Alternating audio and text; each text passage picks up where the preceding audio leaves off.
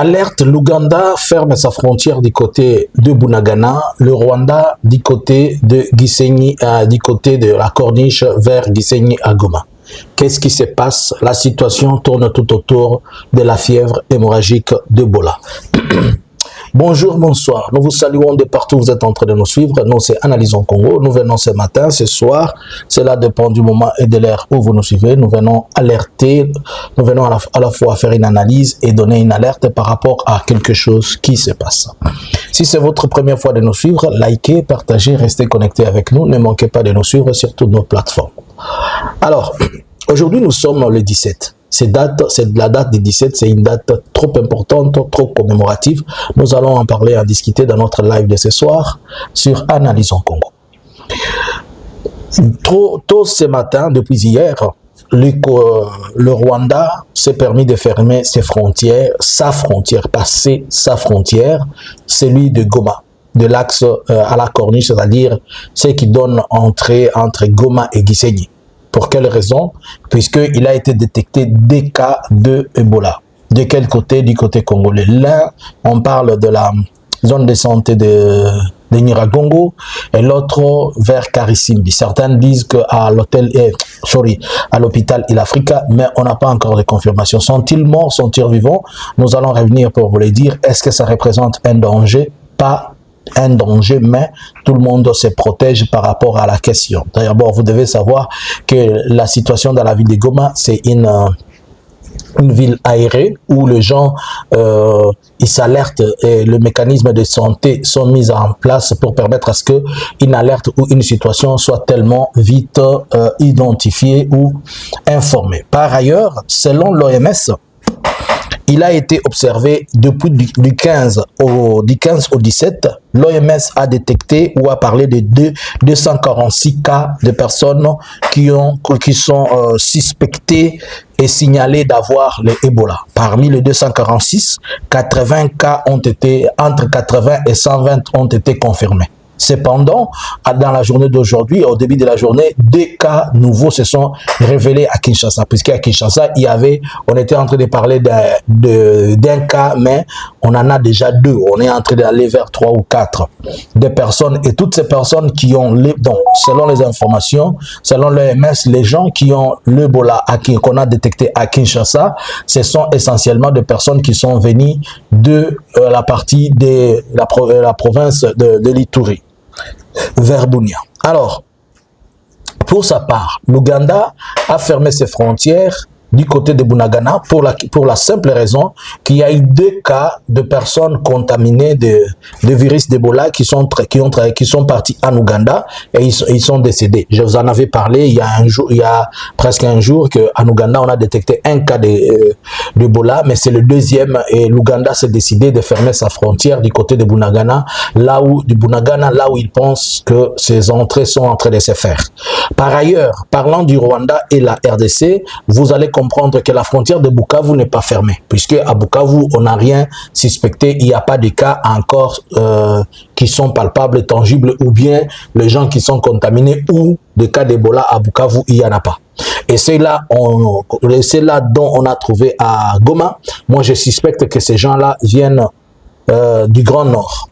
Si le cas d'Ebola est suffisamment documenté dans la partie de Bunia, cela veut dire que la province du Nord Kivu, la grande partie du Nord qui est occupée par le gouvernement est totalement la première cible. Car si vous regardez sur la carte, toute personne qui est porteurs de cette maladie ou de cette virus qui viennent de Bunia, facilement le lieu de déplacement, ils peuvent aller dans 3 axes. Les uns vont monter vers Kisangani, les autres vont aller en Ouganda, c'est l'Ouganda qui a fermé, et les autres vont descendre, puisque ils vont descendre vers le Grand Nord, c'est-à-dire vers Beni, Butembo, des histoires comme ça. Cela est dit au mouvement de la population qui est difficilement contrôlable dans cette zone-là. D'où à cette phase ici, l'OMS déclare que c'est sorti de 3 endroits. L'OMS parle de Bunia, il parle de la province, il parle de la Haute-Ouélé, il parle de ces contrées-là avant d'arriver aussi à Kisangani. Pour la simple raison que ces foyers ont été identifiés là-bas. Moi, je pense que il y a un risque grave de grande contamination de l'Ebola si tout s'avère confirmé dans la partie de l'Ituri. Je dis pourquoi je dis ça.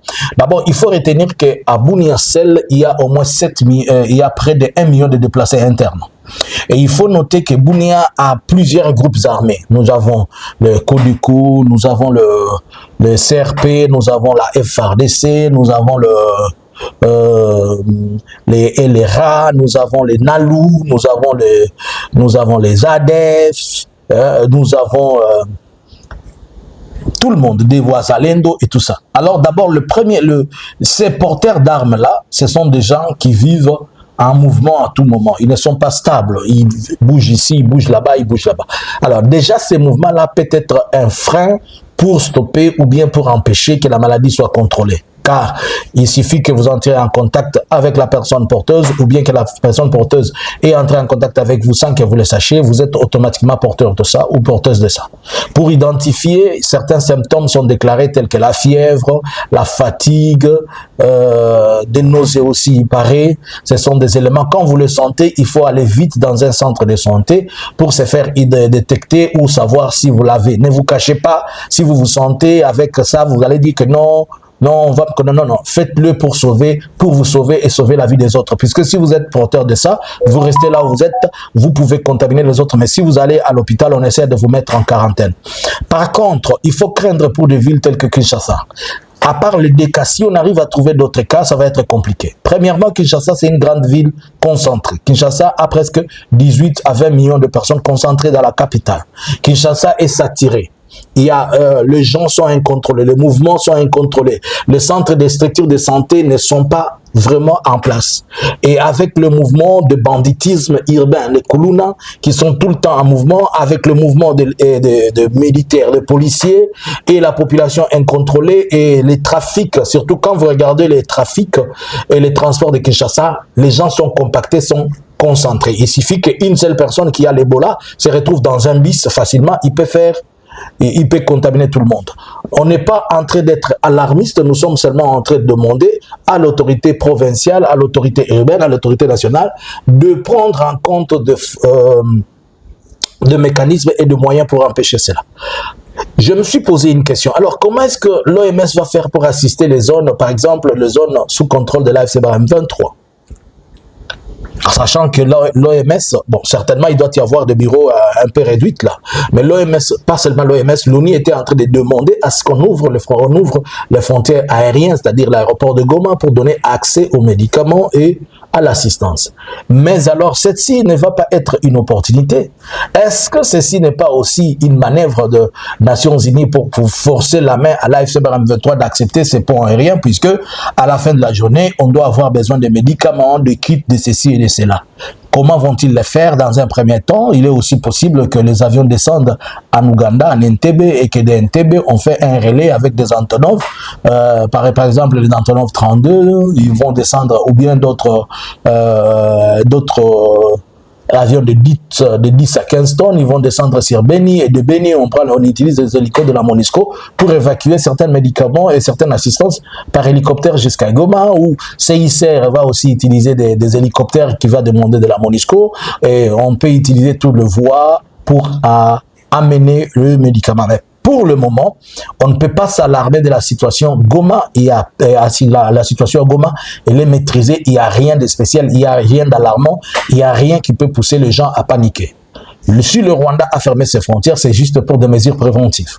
Voilà maintenant cette maladie, cette épidémie répond à la question politique qui était cachée. On disait que le M23 était contrôlé ou dirigé par le Rwanda et consort. Mais comment, si le Rwanda était celui qui était le patron du M23, il ne devait pas fermer ses frontières.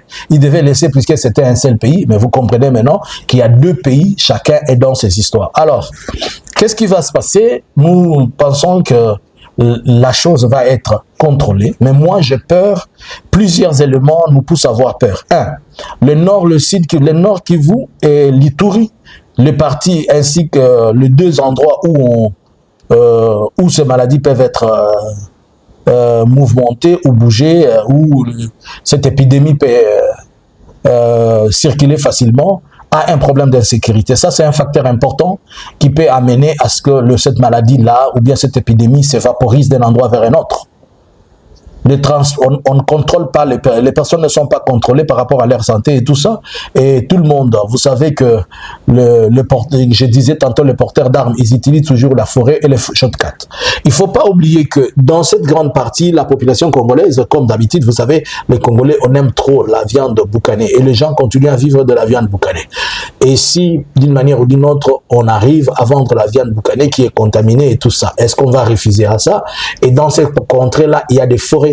Il y a le parc de Virunga, il y a les autres qui ont des parcs vers l'axe de Kisangani et tout ça, et le parc de Pemba. Non, je m'excuse si j'ai pas bien identifié le parc, mais il y a le parc de l'autre côté, et dans la réserve même des Okapi, c'est un parc, il y a des braconniers qui sont en train de tuer et amener la viande, qu'elle soit fraîche ou bien qu'elle soit boucanée. C'est aussi un autre facteur important.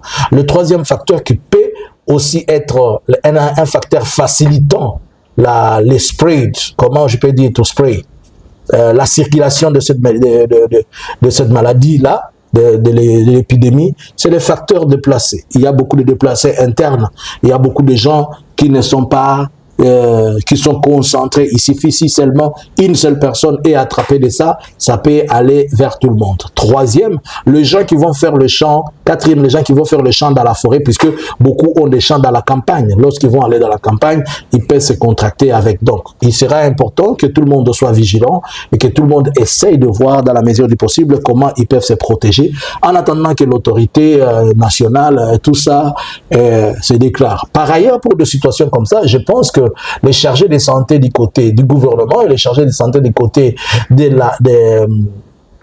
l'AFC peuvent échanger et collaborer, c'est tout à fait normal. Et peut-être on va les amener ensemble à s'asseoir au cas où un besoin s'est posé, puisqu'il ne s'agit seulement que de 2 cas pour Goma, et il ne faudrait pas que les gens essayent de prendre cette histoire et prendre ces 2 cas et en faire toute une histoire.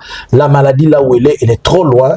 Et si à Goma, on a symétrie, on a pris le 2 cas en considération, c'était pour maîtriser, contrôler, éviter que cela ne sorte dehors. Alors, nous gardons les yeux ouverts sur cette situation et peut-être après, nous allons rentrer pour essayer de discuter, de comprendre et de savoir ce qui se passe.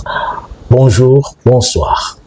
Soyez connectés avec Analysons Congo, partagez cette information et dites à quelqu'un, protège-toi pour que nous soyons aussi protégés.